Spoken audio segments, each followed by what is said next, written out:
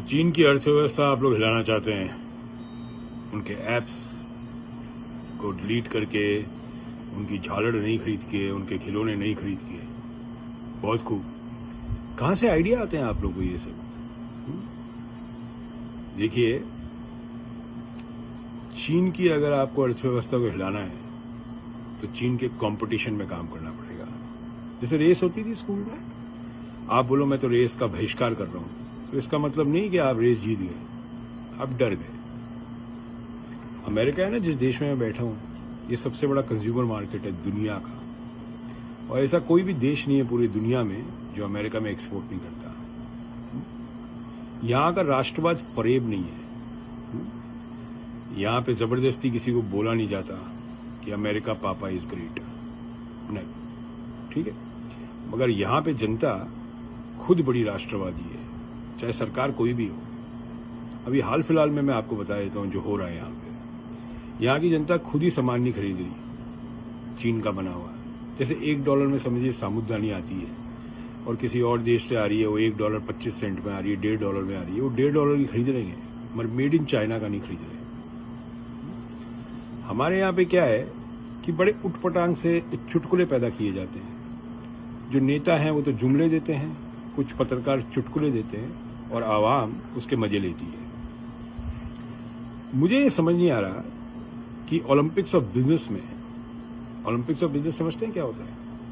Olympics of business में आपको participate करना पड़ता है, तब देश महान बनता है। चीन 25 साल पहले क्या था, वो कंपटीशन में उतरा, बढ़िया क्वालिटी बनाई, बढ़िया चीजें बनाई, सस्ती बनाई, गवर्नमेंट पॉलिसीज ऐसी थी, वहां का लेबर लॉज ऐसे हैं, तो पूरी दुनिया में उनका सामान बिका।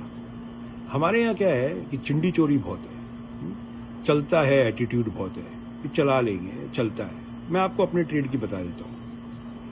हमारे ट्रेड में एक तरह का आभूषण बनता है जिसको बोलते हैं कुंदन का काम होता है। वो पहले बीकानेर में हुआ करता था किसी जमाने में, और ये जो आए थे मुगल एम्परर्स, ये उनकी ज्वेलरी थी, वो छोड़ के गए अपनी विरासत यहाँ पे।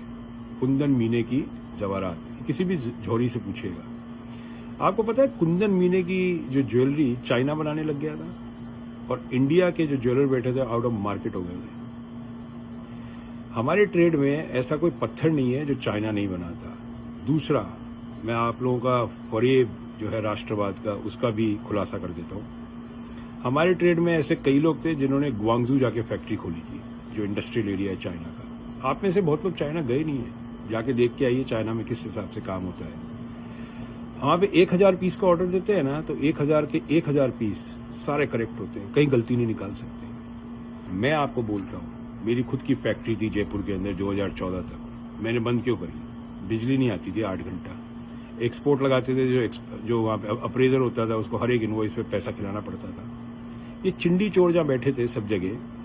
फिर कोई भी त्योहार आ जाए तो कभी डाकिया आ जाएगा, कभी कोई आ जाएगा, साहब दिवाली की मिठाई दे दो, दिवाली का ये दे दो। ये सब चाइना में नहीं होता है। चाइना में वर्क एथिक्स बहुत स्ट्रांग है, बहुत स्ट्रांग वर्क एथिक्स है। इसलिए चाइना दुनिया में कंज्यूमर मार्केट में नंबर 1 था। यहां तक कि अमेरिका का कंज्यूमर मार्केट चाइना ने खत्म कर दिया था। अमेरिकन कंज्यूमर मार्केट जो था, यहाँ पे मैन्युफैक्चरिंग जो होती थी अमेरिका में, वो चाइना ने खत्म करी थी धीरे धीरे। बिकॉज कंपटीशन के अंदर वो अमेरिका से भी सस्ता सामान बनाने लग गया था, तो अमेरिकन चाइना का सामान खरीदने लग गए थे। और आप लोग बात करते हैं झालड़ से आप चीन की अर्थव्यवस्था हिला देंगे। उनके ऐप्स जो हैं, जिसपे आजकल जितने बेरोजगार लोग हैं जो कि टिकटॉक पे अपना काम करते रहते हैं, वो टिकटॉक को आप लोग डिलीट करना चाहते हैं, जिससे चीन की अर्थव्यवस्था हिल जाए। मुझे लगता है जो आप लोगों को ये सुझाव देते हैं ना, उनके ऊपर का जो माला है ना, वो बिल्कुल हिला हुआ है। वो करेक्ट सुझाव नहीं दे रहे। नहीं, चीन से अगर आपको कम्पीट करना है तो उनके साथ वही खेल खेलिए। अगर हम कोई चीज ऑर्डर करते हैं आपको, से फॉर एग्जाम्पल ये डंबल है, मैं आपको बताता हूँ, अभी डंबल है, ये देखो कहाँ का है, ये सुनना आप, ये डंबल 1 साल पहले खरीदा हुआ था, मेड इन चाइना, ठीक है। तो आप ये समझ जाइए कि अगर आपको कंपटीशन में उतरना है तो आपको क्वालिटी में उतरना पड़ेगा। आप लोग अभी तक बिलीव करते हैं क्वांटिटी में, क्वालिटी में बिलीव नहीं करते। That's the problem in India. और किसी भी मैन्युफैक्चरर से पूछ लेगा, चाहे वो कपड़ा बनाता हो, कपड़े बनाने की फैक्ट्रियां इंडिया में बंद हो गई। कपड़े बनाना सारा का सारा अमेरिका जितना कपड़ा खाता है वो सारा बांग्लादेश, वियतनाम, इंडोनेशिया चले गया। पूछिए कोई गारमेंट एक्सपोर्टर्स से क्या हाल है आज की तारीख में, क्योंकि वहाँ फैक्ट्रियाँ चलाना एक तरह से बहुत बड़ा काम है इंडिया में आज की तारीख में, बहुत बड़ा काम। जो लोग फैक्ट्रियाँ चला रहे हैं इंडिया में, आपको सलूट है। हर जगह ट्रेड यूनियंस हैं, फैक्ट्रियाँ बंद करवा देते हैं। महाराष्ट्र में एक ट्रेड यूनियन लीडर हुआ करते थे, उनका नाम था दत्ता सामंत। उनका एक ही काम होता था, फैक्ट्रियाँ बंद कराना, लोगों को ब्लैकमेल करना। तो भाई अगर आपको चाइना को हराना है तो चाइना के साथ कम्पीट करिए। उनके माल को बैन करके आप कुछ नहीं कर सकते, कोई अर्थव्यवस्था नहीं हिला सकते चाइना की। और आपको क्या लगता है कि सिर्फ आप ही चाइना का सामान खरीदते हैं और दुनिया में कोई नहीं खरीदता? आपने बैन कर दिया तो चाइना की अर्थव्यवस्था हिल जाएगी। स्क्रू ढीले आप लोगों के और आपके नेताओं के, जो आपको इस तरह के सुझाव देते हैं। और जो लोग ये बात करते हैं कि झालड़ नहीं खरीदनी इस दिवाली पे, हर दिवाली पे बात होती है ना, झालड़ नहीं खरीदनी, बड़ी अर्थव्यवस्था हिल जाती है चीन की। थोड़ा समझ का इस्तेमाल करिए, कंपटीशन में उतरिए। कंपटीशन का ज़माना है, कंपटीशन से भागिए मत। समझ में आई?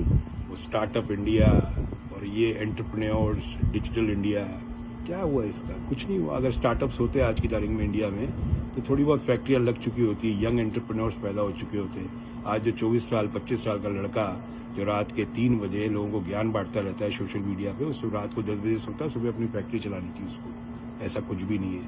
मजदूरों का क्या हाल हो चुका है आप ये सोच सकते हैं, ठीक है ना? जहाँ पे मजदूरों का, जहाँ पे एक 10 साल का बच्चा घर के नौकर को छिछी करके बुलाता हो, चुटकी करके बुलाता हो, जिसको इज्जत नहीं है लेबर की, वहाँ पे कभी भी लेबर इतनी सक्षम नहीं हो सकती कि वो चीन जैसी कंट्री से कम्पीट कर सके।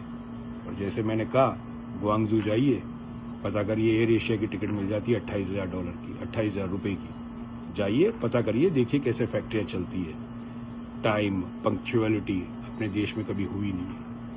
चाइना में अगर ऑर्डर देते हैं कि 29 तारीख को डिलीवरी चाहिए तो 29 तारीख को डिलीवरी होती है। इंडिया में नंबर 1 प्रॉब्लम इस पंक्चुअलिटी नहीं है। ना नेता पंक्चुअल है, ना आवाम पंक्चुअल है। हर चीज़ डिले चलती है और एक पुरानी फितरत है। चला लेना भाई साहब, चल जाएगा। जहाँ 800 पीस दिए वहाँ 200 और चला लेना, पीस घुसा देंगे। तो ये बैन करने की और डिलीट करने की ये जो कहानी आप लोगों ने डाली है, इससे बाहर निकलिए और कंपटीशन में उतरिए। इतनी बड़ी आईटी इंडस्ट्री है, खुद के ऐप नहीं बना सकते आप, खुद का फेसबुक नहीं बना सकते, खुद का ट्विटर नहीं बना सकते। और गजब की बात यह है, ट्विटर कंपनी में और फेसबुक में सबसे ज़्यादा आज की तारीख में इंडियंस काम कर रहे हैं अमेरिका में। और इंडिया में बैठ के वो लोग ट्विटर और फेसबुक जैसी चीज़ नहीं बना पा रहे। यहाँ तक कि जो आपकी कंपनी थी फ्लिपकार्ट, जो उसमें बंसल ब्रदर्स थे, वो भी अमेजोन में काम करते थे। वो यहाँ से सीख के आए जब उन्होंने फ्लिपकार्ट डाला था वहाँ पे। समझ में आई आपको बात? इसके आगे कहानी क्या है? अभी भी अमेजोन इंडिया कंपटीशन दे रहा है। अमेजोन इंडिया ने कितनी कंपनियां खरीदी वहाँ पे, आप लोगों को पता भी नहीं है आज तक। कंपटीशन करिए, भागिए मत। जय हिंद, भारत।